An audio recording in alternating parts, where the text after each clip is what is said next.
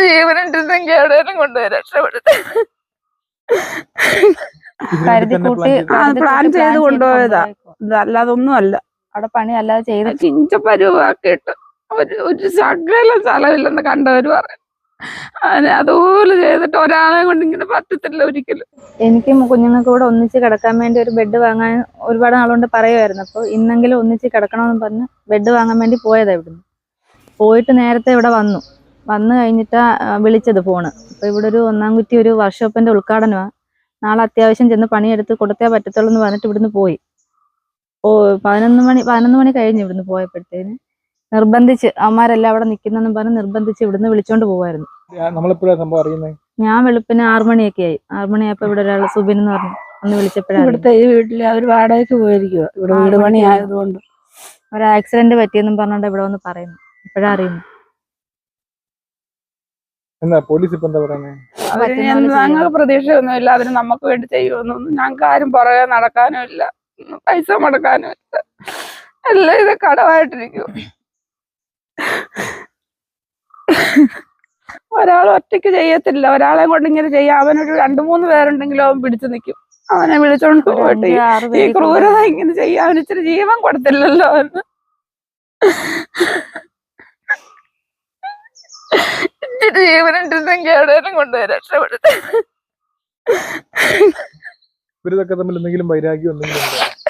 കുറെ നാള് മുന്നേ വരെയൊക്കെ നല്ല കൂട്ടായിരുന്നു, ഒന്നിച്ച് പഠിച്ചതുവാ.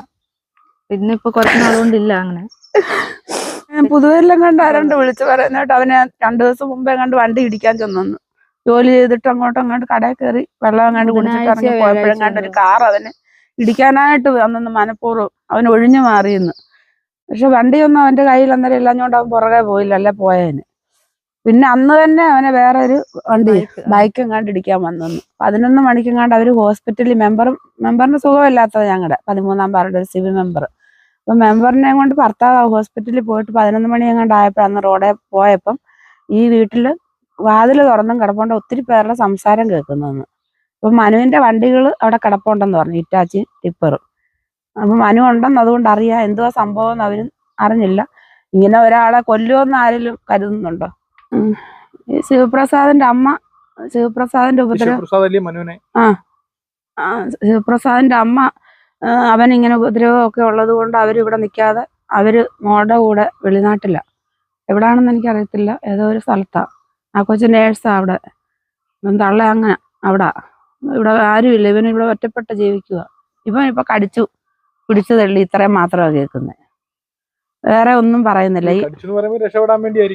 ഇത് അവസാനത്തെ ശ്രമമായിരിക്കും. ഇച്ചിരി ജീവൻ കിടന്നപ്പോഴായിരിക്കും കയറി കടിച്ചത്. കാരണം ഈ കൈയും എല്ലാം ഒടിഞ്ഞു തൂങ്ങി കിടക്കുമായിരുന്നു എന്ന് പറയുന്നു.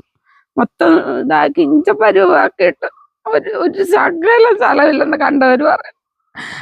അതുപോലെ ചെയ്തിട്ട് ഒരാളെ കൊണ്ട് ഇങ്ങനെ പറ്റത്തില്ല ഒരിക്കലും.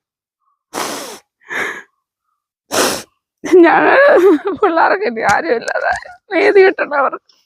ഞങ്ങൾ അത്രേ ഉള്ളൂ.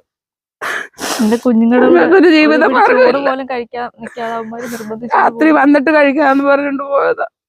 വിളിച്ചിറക്കിക്കൊണ്ട് പോവായിരുന്നു. കുഞ്ഞുങ്ങൾക്ക് ഇനി ആരാ ഇനി വല്ലതും കൊടുക്കാനും ഒന്നും ആരുമില്ല. ഇനി കുഞ്ഞുങ്ങൾ പൊടിക്കുഞ്ഞുങ്ങളെ ഒന്നും അറിയത്തില്ല. അവിടെ ഒരു വണ്ടി പണിയാൻ ഇട്ടിട്ടുണ്ട്. ആ വണ്ടി പണിക്കാരെല്ലാം ഉണ്ട്. എന്നോട് പറഞ്ഞിട്ടാ പോയി. അവന്മാരെല്ലാം അവിടെ നോക്കി നിൽക്കുന്നുണ്ട്. പണിക്കാര് വൃത്തിയാക്കണമെന്ന് പറഞ്ഞിട്ടാ ഇവിടുന്ന് പോകുന്നത്. പക്ഷെ അവ ഒറ്റയ്ക്കാ ഉള്ളെന്ന് എല്ലാരും പറയുന്നു. ഇങ്ങനെ ഇനി എത്ര കൊല്ലം ജീവിക്കണ്ടേ? അവനെ വിളിച്ചോണ്ട് പോയി പരുവം കാണിച്ചത്. നമ്മളിവിടെ നമുക്ക് ജീവിക്കാൻ, നമ്മളിവിടെ സുരക്ഷിതമൊന്നും അല്ല. ബാക്കി എല്ലാരും പുറത്തുണ്ട്. അവിടെ അന്ന് വന്നത് തന്നെ ആരാ നമുക്ക് അറിയത്തില്ല.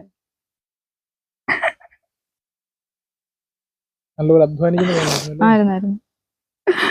അവൻ സ്വന്തമായിട്ട് ഒന്നുമില്ലായിരുന്നു ഞങ്ങൾക്ക്. അവൻ ഇത്രയൊക്കെ ഉണ്ടാക്കിയതാ. 10 സെന്റ് സ്ഥലവും മേടിച്ച് വീട് വെച്ച് ജീവിക്കണത് ഞങ്ങളുടെ പേരിലില്ലാത്തോണ്ട് ഞങ്ങൾക്കൊന്നും വൃത്തിയാക്കാനൊന്നും ഒരു പഞ്ചായത്തിൽ നിന്ന് ഞങ്ങൾക്കൊന്നും കിട്ടത്തില്ല.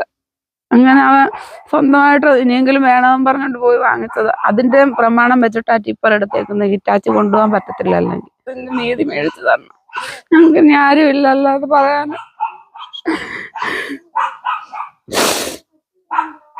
ഈ നാട്ടിൽ എവിടെ തിരക്കിയാലും അറിയാം അവൻ എല്ലാവർക്കും നല്ലവനായിരുന്നു. ഗുണ്ടായിട്ട് വല്ലവരും വഴക്കിനും പോകുന്നവനാണെങ്കിൽ പറയാം അതുകൊണ്ടാന്ന് പറയാം. ഒന്നുമല്ല.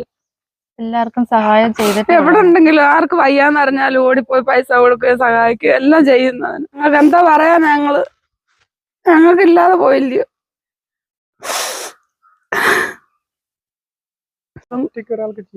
ഒറ്റയ്ക്ക് ഒരാൾ ചെയ്തതല്ല.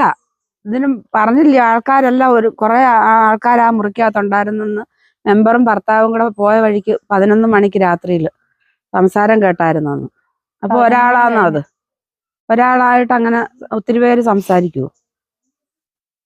അപ്പൊ കരുതി കൂട്ടി ആൾക്കാരെ അവിടെ വിളിച്ചു വരുത്തിയിട്ട് ഇവനെ വിളിച്ചോണ്ട് പോയതാ, അപായപ്പെടുത്തിയതാ എന്നേ പറയാൻ പറ്റൂ. പണി ചെയ്തിട്ടുണ്ടോന്ന് അറിയാൻ വേണ്ടി വേറെ ആരോ വണ്ടി എടുത്തിട്ട് ഇറക്കി ഒന്ന് ആക്കിയിട്ടേ ഉള്ളൂ. അവൻ വെക്കുന്ന രീതിയിലല്ല വണ്ടി ഇരുന്നതെന്നും പണി ചെയ്യാൻ വേണ്ടി വിളിച്ചോണ്ട് പോയതൊന്നും അല്ല. കരുതി കൂട്ടി പ്ലാൻ ചെയ്ത് കൊണ്ടുപോയതാ, അല്ലാതെ ഒന്നും അല്ല. അവിടെ പണി അല്ലാതെ ചെയ്തിട്ടില്ല. കുറെ എന്താ ചെയ്യുമെന്ന് ഞങ്ങൾക്ക് ഒരു രൂപവും ഇല്ല. ഈ കുഞ്ഞുങ്ങളെ വളർത്താനും എങ്ങനെ മുമ്പോട്ട് പോകുമെന്ന് ഞങ്ങൾക്ക് അറിയത്തില്ല.